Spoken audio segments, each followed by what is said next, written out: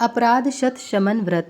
महर्षि वशिष्ठ जी ने राजा इक्ष्वाकु से कहा, राजन, अब आपको एक व्रत बतला रहा हूँ जिससे महाफल की प्राप्ति होती है और सैकड़ों दोष पापों का शमन हो जाता है। राजा इक्ष्वाकु ने पूछा, ब्राह्मण, मुख्य रूप से 100 अपराध या दोष पाप कौन कौन हैं और वह व्रत कौन सा है जिसके अनुष्ठान मात्र से उनकी शांति हो जाती है? इस व्रत में किस देवता की पूजा होती है और किस समय यह व्रत किया जाता है, आप बतलाने की कृपा करें। महर्षि वशिष्ठ जी बोले, महाबाहो, अपराध शत शमन व्रत को सुनो, जिसका अनुष्ठान करने मात्र से मनुष्य को सभी प्रकार की कामनाएं और मुक्तियां प्राप्त हो जाती हैं। कृत अकृत सभी गुरुतर पाप रुई की राशि के समान जलकर भस्म हो जाते हैं। राजन, अब आप इन अपराधों के नाम और लक्षण को सुने। अनाश्रमित्व, चारों आश्रमों से बाहर रहकर स्वच्छंद नास्तिक वृत्ति अपनाना। अनग्निता, अग्निहोत्र हवन आदि सभी कार्यों का परित्याग। व्रतहीनता, कोई भी सत्य, ब्रह्मचर्य और एकादशी आदि व्रतों का पालन न करना। अदातृत्व, कभी भी कुछ भी अन्न, धन या आशीर्वाद आदि न देना। अशौच, निर्दयता, लोभ, क्षमा शून्यता, जनपीड़ा, प्रपंच में पड़ना, अमंगल, व्रतभंग, नास्तिकता, वेद निंदा, कठोरता, असत्यता, हिंसा, चोरी, इंद्रिय परायणता, मन को वश में न रखना, क्रोध, ईर्ष्या, द्वेष, दंभ, शठता, धूर्तता, कटु भाषण, प्रमाद, स्त्री, पुत्र, माता आदि का पालन न करना, अपूज्य की पूजा करना, श्राद्ध का त्याग, जप न करना, बलि, वैश्वदेव देव तथा पंचयज्ञ का त्याग, संध्या, तर्पण, हवन आदि नित्य कर्मों का परित्याग, अग्नि का बुझाना, ऋतु काल के बिना ही स्त्री संपर्क, परवादी में स्त्री सहवास, चुगली, दूसरे की स्त्री के साथ गमन, वैश्यागामिता, अपात्र को दान देना, अल्पदान, अंत्यज संग, माता पिता की सेवा न करना, सबसे झगड़ा करना, पुराण और स्मृतियों का अनादर करना, अभक्ष्य भक्षण,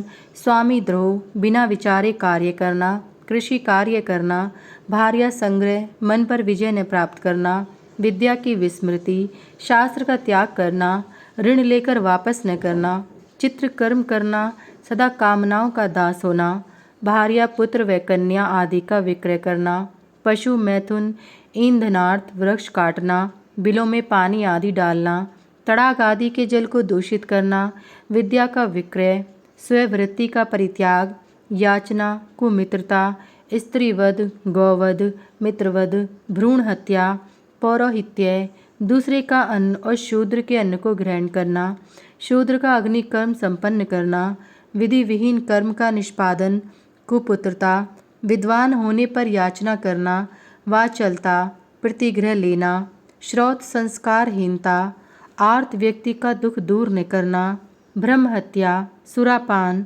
स्वर्ण चोरी, गुरु पत्नी गमन तथा पातकियों के साथ संबंध स्थापित करना, ये अपराध हैं। अन्य तत्ववेत्ताओं ने भी विविध प्रकार के अपराधों को कहा है। अनग, भगवान सत्येश की पूजा करने से तत्क्षण सभी प्रकार के अपराध नष्ट हो जाते हैं।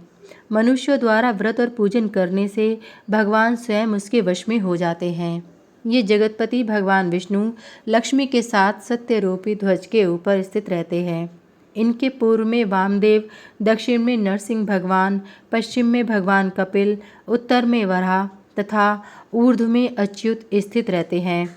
इन्हें ही ब्रह्म पंचक जानना चाहिए। ये ही सत्येश हैं, इन्हीं की सदैव पूजा करनी चाहिए। ये सत्येश भगवान पद्म, कोमोद की गदा, पांचजन्य शंख तथा सुदर्शन चक्र धारण किए रहते हैं। इनके चरण कमलों के अग्रभाग से पवित्र गंगा का प्रादुर्भाव हुआ है। इनकी 8 शक्तियाँ हैं, जिनके नाम इस प्रकार हैं: जया, विजया, जयंती, पापनाशिनी, उन्मीलिनी, मंजुली, त्रिस्पृशा और विवर्धना। वे भगवान हरि शुक्लांबरधारी, सौम्य, प्रसन्नमुख, सभी आभरणों से युक्त, शोभायमान और भुक्ति मुक्ति प्रदाता हैं। राजन, उनकी जिस विधि से प्रयत्नपूर्वक पूजा करनी चाहिए उसे आप सुने। मार्गशीर्ष आदि 12 मासों में द्वादशी, अमावस्या, अथवा अष्टमी के दिन शुक्ल या कृष्ण पक्ष का विचार किए बिना शुद्ध होकर उपवास पूर्वक व्रत करना चाहिए। शुक्ल और कृष्ण दोनों पक्षों में जनार्दन की पूजा करने का संकल्प लेना चाहिए। इस प्रकार नियम ग्रहण करके दंत धावन पूर्वक तड़ाग, पुष्कर अथवा घर पर ही स्नान कर नित्य नैमित्तिक कर्म करने चाहिए। एक पुल सुवर्ण के मान से लक्ष्मी सहित सत्येश की प्रतिमा बनवाएं, जो अष्ट शक्तियों से समन्वित पद्मासन पर स्थित हो। दुग्ध से पूरित कुंभ पर स्थित सुवर्ण पद्म के ऊपर उस प्रतिमा को स्थापित करें। उस पद्म की कर्णिकाओं पर देवाधिदेव की 8 शक्तियों की पूजा करें। अनंतर भगवान सत्येश, विष्णु और सत्या लक्ष्मी की विधिवत विविध पाक आदि उपचारों से पूजन करें। अनंतर इस प्रकार प्रार्थना करें। कृष्ण कृष्ण प्रभो, राम राम कृष्ण विभो हरे, त्राहि मां सर्व दुखेभ्यो रम्या सह माधव, पूजा चेयम मया दत्ता पिता में जगततुरो, ग्रहाण जगदीशान नारायण नमोस्तुते। अनंतर अपनी शक्ति के अनुसार ब्राह्मण को दान देकर व्रत का समापन करना चाहिए। इस व्रत को दोनों पक्षों में करें और वर्ष पूरा होने पर उद्यापन करें। ब्राह्मण से प्रार्थना करें कि हे ब्राह्मण देवता, मेरे सभी पाप दूर हो जाएं। ब्राह्मण कहे, आपके सभी पाप एवं दुख दूर हो जाएं। तदंतर ब्राह्मण को वह मूर्ति समर्पित कर समापन करना चाहिए। राजन, ब्रह्मा जी ने कहा है कि इस व्रत को करने से अनंत फल की प्राप्ति होती है, जो फल सभी वेदों के अध्ययन से और सभी तीर्थों में भ्रमण करने से प्राप्त होता है, उससे कोटि गुना फल इस व्रत के आचरण से होता है। और व्रती को इस लोक में धन धान्य, पुत्र पौत्र, मित्रता, सुख की प्राप्ति होती है। व्रत को करने वाले व्यक्ति को विद्या और आरोग्य की भी प्राप्ति होती है तथा धर्म, अर्थ, काम और मोक्ष की प्राप्ति होती है। इसमें कोई संदेह नहीं। जो इसको पढ़ता अथवा सुनता है, उसके भी सभी पाप दूर हो जाते हैं।